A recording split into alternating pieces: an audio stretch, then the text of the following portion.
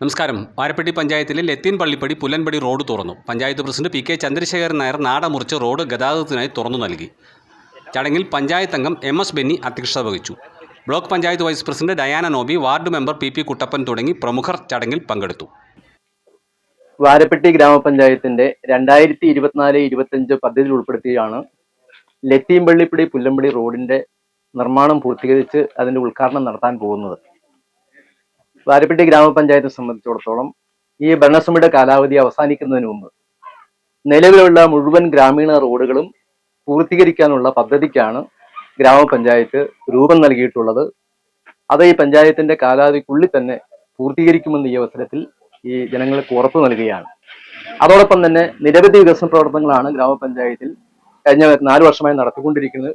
ഒരു വർഷം കൊണ്ട് ഇനിയും നിരവധി വികസന പ്രവർത്തനം നടത്തുന്നതിന് വേണ്ടിയുള്ള പദ്ധതിക്ക് രൂപം കൊടുത്തിട്ടുണ്ട്.